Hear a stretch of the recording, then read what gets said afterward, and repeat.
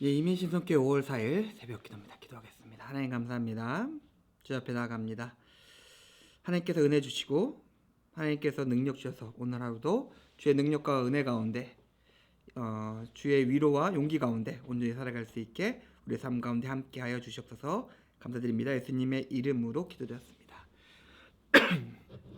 출애굽기 10장에서 말씀 보겠습니다. 출애굽기 10장 12절에서 20절까지 말씀입니다. 여호와께서 모세에게 이르시되 애굽 땅 위에 내 손을 내밀어 메뚜기를 애굽 땅에 올라오게 하여 우박에 상하지 아니하는 밭의 모든 채소를 먹게 하라. 모세가 애굽 땅 위에 그 지팡이를 들매 여호와께서 동풍을 일으켜 온 낮과 온 밤에 불게 하시니 아침이 되매 동풍이 메뚜기를 불러들인지라. 메뚜기가 애굽 온 땅에 이르러 그 사방에 내림에 그 피해가 심하니 이런 메뚜기는 전에도 없었고 후에도 없을 것이라. 메뚜기가 온 땅을 덮어 땅이 어둡게 되었으며 메뚜기가 우박에 상하지 아니한 밭의 채소와 나무 열매를 다 먹었으므로 애굽 온 땅에서 나무나 밭의 채소나 푸른 것은 남지 아니하였더라. 바로가 모세와 아론을 급히 불러 이르되 내가 너희의 하나님 여호와와 너희에게 죄를 지었으니 바라건대 이번만 나의 죄를 용서하고 너희 하나님 여호와께 구하여 이 죽음만은 내게서 떠나게 하라. 그가 바로에게서 나아가서 여호와께 구하매 여호와께서 돌이켜 강렬한 서풍을 불게 하사 메뚜기를 홍해에 몰아넣으시니 애굽 온 땅에 메뚜기가 하나도 남지 아니하니라. 그러나 여호와께서 바로의 마음을 완악하게 하셨으므로 이스라엘 자손을 보내지 아니하였더라. 아멘. 우박이 일어나서 남은 것들이 있었습니다. 그리고 그것이 어떻게 보면은 바로의 최후의 소망이나 의지할 수 있는 건덕지 같은 것이었죠. 그런데 하나님께서 메뚜기를 불러 일으켜서 그 남아있는 모든 것들을 먹어 치우게 하시죠. 바로가 봤을 때 메뚜기와 상관이 없는 날이었습니다. 날은 좋고 메뚜기가 애굽 땅이 없으니까 어떻게 보면 하나님의 경고를 우습게 여길 수도 있었을 것 같아요. 그런데 하나님의 손과 하나님의 능력은 애굽의 풍경과 바로의 생각을 순식간에 바꾸시고 무너뜨려 버리십니다. 하나님은 보이지 않죠. 그래서 그 세상은 언제나 그대로인 것 같고 세상은 스스로 그냥 돌아가는 것처럼 보입니다. 그런데 하나님께서 나타나셔서 하나님의 능력을 보이시는 순간 세상은 누가 창조주이고 누가 전능자이며 누가 주권자인지를 바로 알게 됩니다.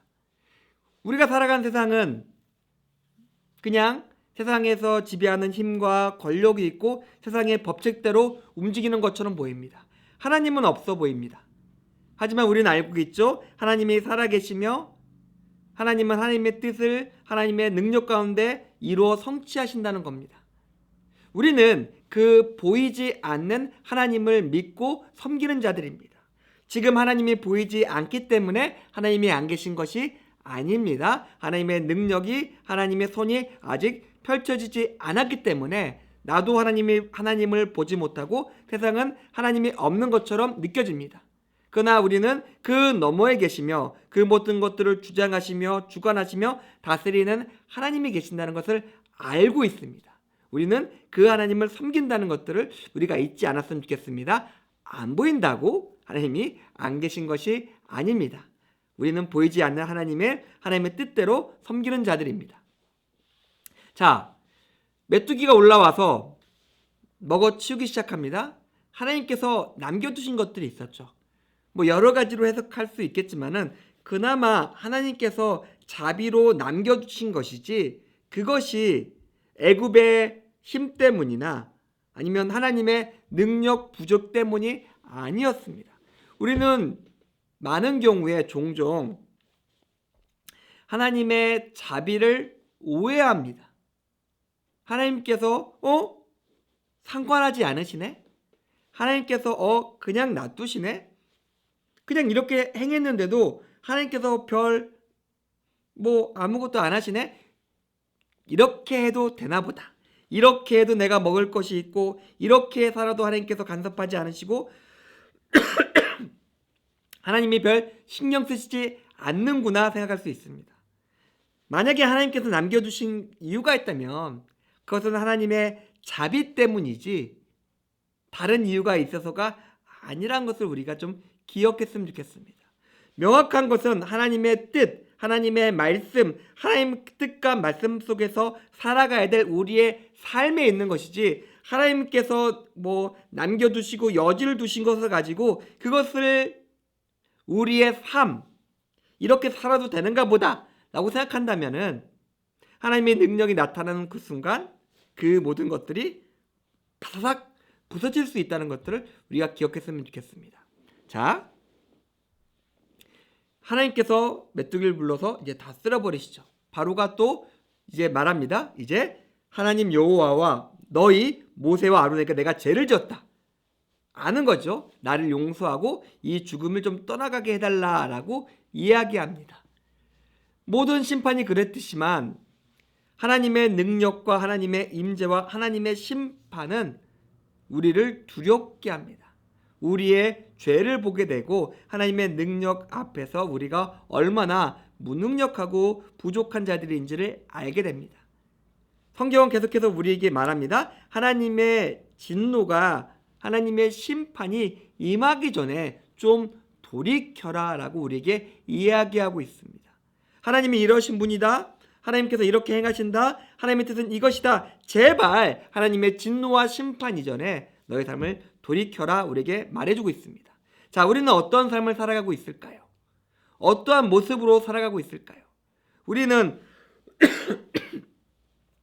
우리가 명확하게 하나님의 뜻을 안다면 그 뜻 가운데서 하나님의 그 뜻을 이루고자 노력하며 살아야 됩니다. 하나님께서 남겨두신 것, 하나님께서 심판하지 않으신 것, 하나님께서 하나님의 자비를 우리가 착각하면서 우리의 삶을 정하지 않고 하나님의 명확하신 말씀과 뜻 가운데서 우리의 삶의 방향과 우리의 삶을 정하고 그것을 행함으로써 승리하시는 임예신성교회 교우님들의 오늘 하루의 삶이 되기를 주님의 이름으로 축원드립니다. 기도하겠습니다. 하나님 감사합니다. 오늘 8번째 심판을 통해서 하나님께서 행하시는 모습과 하나님께서 남겨두신 것들의 이유에 대해서 생각해 보았습니다. 우리가 다른 것으로서 하나님의 뜻을 곡해하지 않고 오직 하나님의 말씀과 하나님의 뜻 가운데서 행하며 그 안에서 우리의 삶을 세울 수 있게 우리의 삶 가운데 함께 하시고 역사해 주시옵소서. 감사드립니다. 예수님의 이름으로 기도드렸습니다. 아멘. 감사합니다.